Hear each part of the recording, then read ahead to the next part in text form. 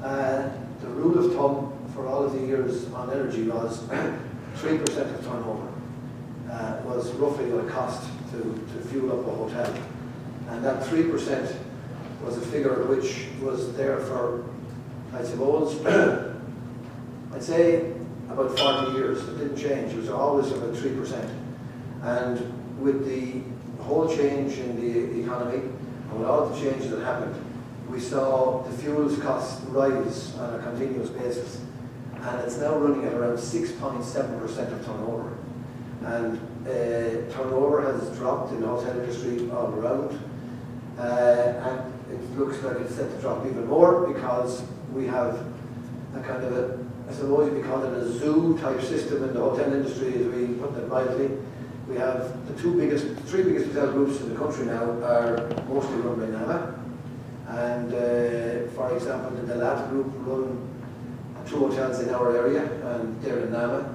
And we have lots of hotels in receivership. And the second biggest hotel group in the country actually don't own a block in an Irish hotel, which is interesting.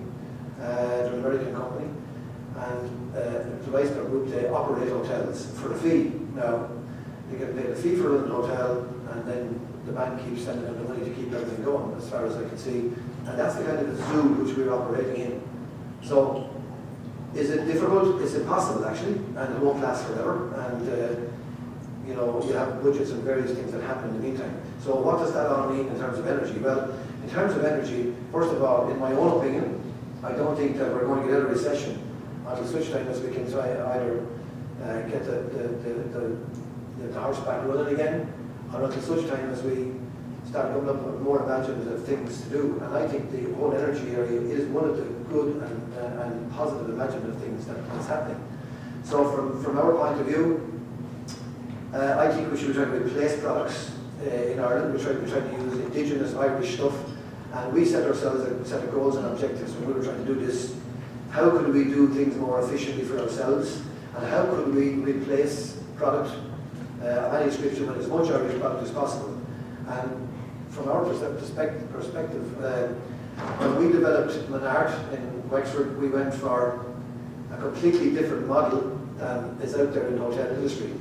For a start, we were offered to sell this hotel some time back, and obviously the offer was tempting, and when you look back now you say we probably should have done it, it would have been wiser to do it at the time. But we are hoteliers. My grandmother started in the business as a farm guest house because my grandfather died as a young man, ploughing out the fields, got pneumonia and died young. So to make a living, economic wars and all at the time, she had to start into some other kind of business.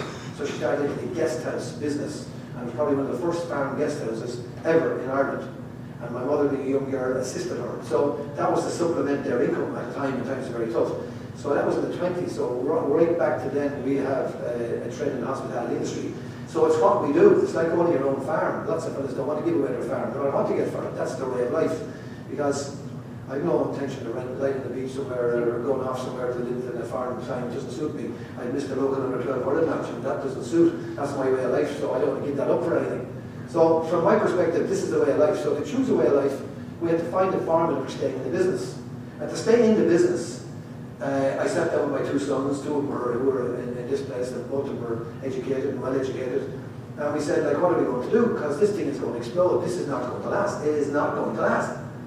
We have an oversupply of hotels. I actually said it on the radio back in 2003. I said it on the paper in 2004. This is absolutely madness, what's happening in the Irish economy. So we decided we want to stay in the business. And when my 2 sons and myself sat down, I said, well, here are the options. Why do we just get out of everything? And they said, well, what do we do now? What do we do next? And the answer was, listen, the grandmother started, the great-grandmother was involved, everyone was involved. We'd be poor guys if we didn't go forward. But little did we know we were just about to run into a whole heap of quicksand. But at the same time, we made a decision and a model we wanted to do. And this adds back to why we went with biomass as well. So we went for a product which we would have no births, no deaths, no marriages, no communions, no confirmation, and no children in a hotel. That's a fair bungee jump. So what we tried to do was move completely away from the mainstream and find a niche market for ourselves to see could we survive in it. Because we saw the hotels with 300 bedrooms, a golf course, a second golf course, a creche, a gymnasium, a conference centre, and whatever you're having yourself. We'll stitch it all on there, and we'll stick it in the middle of rural Ireland, and it's going to be brilliant.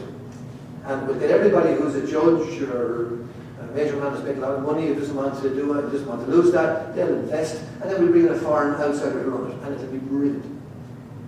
Sounds sexy as hell to anybody who hasn't, like, as far as I'm concerned, milking cows is time, but humans are twice as time. And this business is about serving tea and toast and sandwiches. That's what it's about. It's about providing facilities like this. At the end of the day, it's bread and butter business. So we have to think that what are we going to do? So we come up with an idea of doing this development in Menard, which is, and I come to this from sport. Most people think I come to it from beauty, because it's the word spa, because there's no other name I can put on it. It's the only one that kind of fits a kind of a model. And I'm quite interested to know that the biggest users of spas in the world in sport are the All Blacks, and they happen to be the world champions. And we would think that there might be gay because they use that. And we got the notions that like Richie McCoy, some of these fellas might be softies, that they're not really, they're men-women type of situation. So that is absolutely totally untrue. Professional sport has changed the world, completely in the world of sport. And rugby in particular, on a Saturday night, everybody who ever played rugby went on the lash. GA fellas went on the lash. If you're a junior B, you still go on the lash. If you're a junior, you're still on the lash. And a lot of senior clubs are still on the lash, and they'll never get beyond a certain level. Inter-county teams now, if they're serious, they live a different lifestyle. And from our perspective, the spa industry was something that we felt we could try and do something with. But to do it as an add-on to a whole heap of other facilities is not the kind of product that we want to present. We want to present a product that when people went there, it did what it said in the tin. And the reason why we've no children is that children are not suitable in that environment. And we have children in Ferry Carrick Hotel, and we have children in this hotel, so we went for a definitive, definite, separate product. So we went for a model that's, we said we then wrote down, we drew up a bubble of what we wanted and exactly how we do it, and we decided to do it. And I'm pleased to tell you that's doing better than any of our other operations at the moment. We have 75% repeat business, which in this day and age is beating world averages by over 40%. So look, we're happy with that. The other thing we said then was we used all local, everything Wexford where we could. Wexford Architects. Why couldn't we do this ourselves?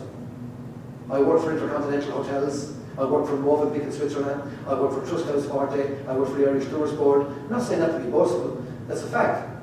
So why do I need somebody else to come in from the outside to start inventing products that we can develop? So we said we'd use everything local as best we could. Architects, everything. Very disappointed by the standard of engineers and people that we got because they didn't give a monkeys, they were too busy doing everything else, and we're still paying for it. The architects were very good and imaginative. They did a good job. We're very unhappy with some of the people who were doing a lot of very important work for us. And they were professional people, let us down very badly, and we put our faith in them. And to this day, we're very disappointed that that happened. And that's one of the sides that really was upsetting. We went for timber as opposed to concrete. In fact, I think I might have a slide of it in a minute. I had a promotional slide to show you. But I left it back at my desk. All it was just a picture of an art and a picture of Ferry Carrick. The boys in the office might have it. We'll get up before we finish. We'll show it to you later on. So we went for all timber as opposed to concrete. The building, I actually did look at a few buildings in Ireland, new hotels, and you just suddenly went into an environment and you thought, Jesus, this looks like Las Vegas. And, you know, it's a half parish somewhere in rural Ireland. And you're thinking, that's not really fitting the market. It won't sustain because it looks flash and everybody who feels like they're a new yuppie is saying, wow, that's great. But it'll wear in time and it won't have the imagery. So we went for something different. So we bought an old house and we put the spa to the back of that. And why I say sports people go to the spas nowadays is, if you look at England, they've put the Rugby World Cup in rugby. They used to go to a place called Penny Hill Park. And Penny Hill Park is somewhere north of London, not quite sure where. And after each match, you used to go to Penny Hill Park. And if you think about it, it makes absolute sense. And the biggest users of an art would be Irish rugby team, a lot of GA fellas, a lot of hurlers, footballers, and above all, jockeys. They come on a Sunday night. No longer, except for a night jockey, is still the throwback to the old days where they get stoned after a race meeting and they fail the declaration parade the next day. But that day is gone. That day is gone. And some of these guys are ultra professional. You won't get a bigger professional in this country in sport than either Ruby Walsh, Barry Geraghty. These are serious professionals. But they're going home to modern young wives. And they're not going into the pub to drink 40 pints every Sunday night with the lads. You know, that's not the way it is anymore. And they have to ride to a certain weight. They have to keep themselves in the right shape. So they would come to our place and they'd bring the wives. The wives are very happy. They go to the spa. And we have saunas. Solariums, not solariums, sorry, they're cancer reducing, so we're a wellness centre, we're not going to do that. So what we have caldariums, sauna grottos, indoor saunas, outdoor saunas, relaxation rooms, hydro pools, massage, and all the various things like that is what we have. So a jockey can come in, use a sauna, have a relaxation, get a sports therapy massage, have a good meal in a good restaurant, and go to bed at night time. And his wife can go and use facilities that she might suit. So it suits there. So from our point of view, it was a model that we felt would work, and it was done on a local level. Now, why am I going on to do all this in terms of telling you the background? Well, I'm telling you the background because it's an ethos more than anything else. Where am I pressing now? Because I do this the wrong way, and I wind up in Timon or somewhere if I keep pressing up or down. That's the old house in Monarch that we bought, right? And as I say, this was a big leap of faith, but it was a leap of faith for us to stay in an industry that we love and want to do. I don't know anything else, you know. I prefer to be a professional hurling manager, and there's nothing out there, but I never actually cashed in on that side because I'd only be able to train one county. I wouldn't be able to go one around train another. So anyway, the point is that, like, sport is my background and sport is my passion. All sport outside of business, and so we developed that, and we went. We didn't look at anything in Ireland because we didn't feel that anything in Ireland was going to suit the model. I worked in Switzerland, so I had an advantage. And what we did then was we went and we built a brand new spa at the back of all of this building. And that's just the inside of the old house. We went for something completely different as well. And that's the glass corridor that links the old house back to the modern spa, because we saw places that they've converted spas in an old house. It doesn't work. Too many crickets, floorboards, too much noisy machinery working through the buildings, and we've seen it in places where, you know, all night long, it's like living on the M1, you know, with the noises you might get. So we built that from scratch at the back, but we wanted to keep the old house that you can see it. So you can see energy costs immediately, because that's all glass lobby. So you can see the energy costs that are there, and that's just it's part of the lobby itself. That's glass looking at the other way, and that's just a bridge which was built by, again, a local stonemason whose father was a stonemason, whose grandfather was a stonemason, and the wife's father was a stonemason, and her grandfather was a stonemason. So guess what the kids out of that marriage are going to do? So that's Ferry Carrick Hotel. And Ferry Carrick Hotel in the old days was,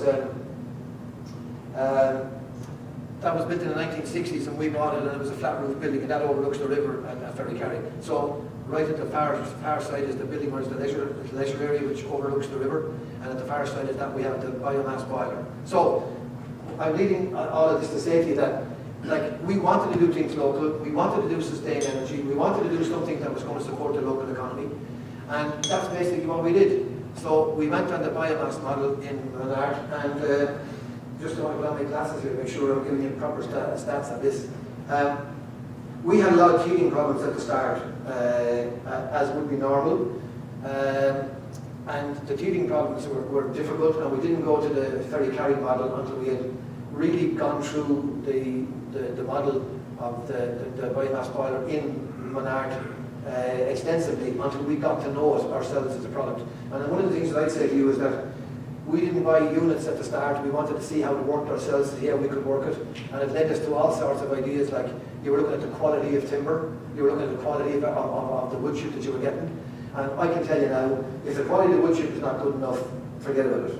And there's no point in breaking pallets and throwing it into it, or breaking up your brand new stool and throwing it in the back of it. It'll foul up the auger and it won't work, and then there's war and there's fellas going mental. And we had very good guys who drove Clear Power, who did a very good job for us in the end. We had teething problems, of course we had, difficult for them, difficult for us, but they were exceptionally good, and it works very well for us at the moment. But from our point of view, we had lots of trouble at the start, and it's not a low maintenance job. You have to be on the ball, and you have to do it right. Our wood chip is much better now, but once we knew ourselves and what efficiencies were, we then went on to buying the units, buying the heat on a unit basis after that.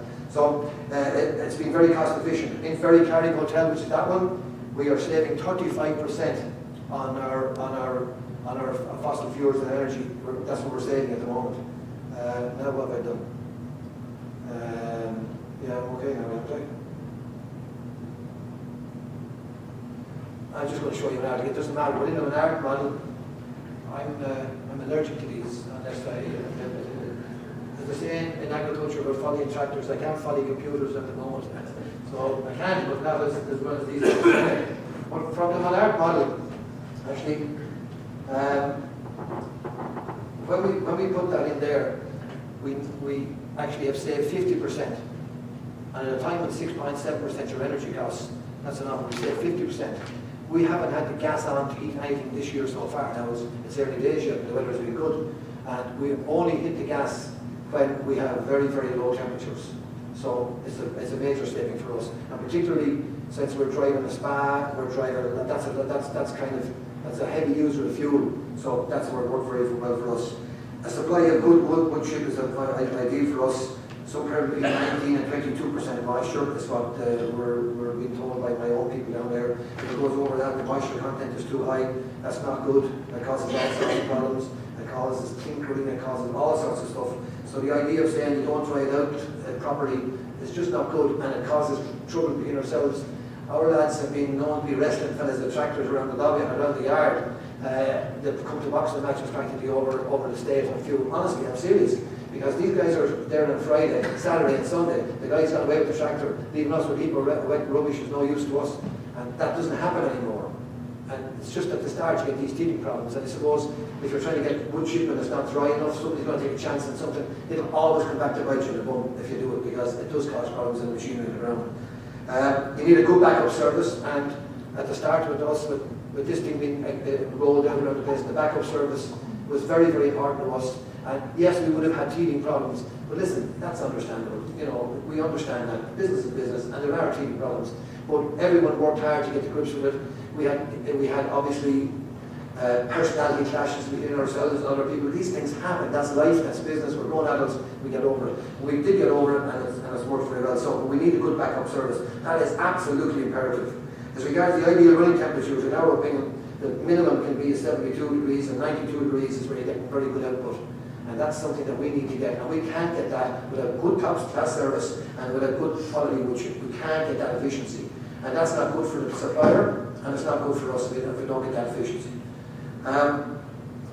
We get a regular full service every 28 days. Absolutely imperative that we get that every 28 days. Our lads who operate it are fussy, and that's good for the company. It's good for Clearpower that our lads are fussy. What good are they if they're not fussy? If the gas goes out for 2 minutes, there's fellas screaming and roaring at us. And that's what we want, to be told, roar. If the gas comes on, come up the stairs with screaming. So everyone gets the message. So we don't want it running. We just don't want it running. And that's good for suppliers. What good is it? I have known of operations where they've been switched over to fossil fuels and they didn't know themselves for 3 weeks. And that's seriously bad management. And I just think that maybe some operators say, oh, there's the biomass, or there's, okay, put it in and it'll work itself. It's not as simple as that. It needs constant maintenance, and good people on the site are in everybody's best interest. For us, like people say, you only have to do the service, but you've got to stoke the firebox every single day for efficient running. You have to do that. Some people have ignored it, we understand, we hear anecdotal evidence that some people don't even bother doing that, but we rate it every single day. We have a very good guy there who minds it and make sure that it happens, right? What would be the bad points? Bad service would be the worst point. If you had bad service, if you were given bad service, that is the worst point. It's like your own business. If the service is bad, you're going to suffer as a result. And the next thing is bad wood chip is seriously bad, obviously. And that's absolutely imperative that the quality is in it there all the time. And the last really thing is that it's not checking it daily. It needs to be checked every single day, and we have a chart and it's filled in every single day, and that's in everybody's best interest again. So really, at the end of the day, it supports the local economy. I know the people who supply us with wood chip, and I'm delighted personally as I'm driving along when I see that tractor coming in to burn that fuel. I am very happy. I'm from Ireland, I'm from Wexford, and it's nice to see a WX tractor pulling up outside of my place, loading up fuel, as opposed to get the stuff fella with a turbine on his head that I never saw in my life. So why not give it to my own people? Why not help my own local economy? That's what I'm putting this out for. My father was a great man, and he said, if you don't make a difference, you didn't live. And I think if you don't make a difference in your own economy, you're just living on your own island. And I just think that the principle is something that in our business that I think is important. And you know, corporate responsibility is a big word in the world over in terms of business. But like, I think corporate responsibility is something that probably applies to every business in some way. But corporate responsibility probably mostly applies to big multinationals as opposed to people like ourselves. But corporate responsibility for me is, am I doing the best I can in my local economy to do the best for our own business, and at the same time, can people supply us with something, replace the product at an efficient price and at a good price, and can they give me a good quality service? And if they can, why shouldn't I give them some money for what they're doing? And I think that market's only going to start from here on in, and hopefully it's going to grow and grow and grow. And it's good for Ireland, it's good for business, it's good for us all. And really, that's my story from the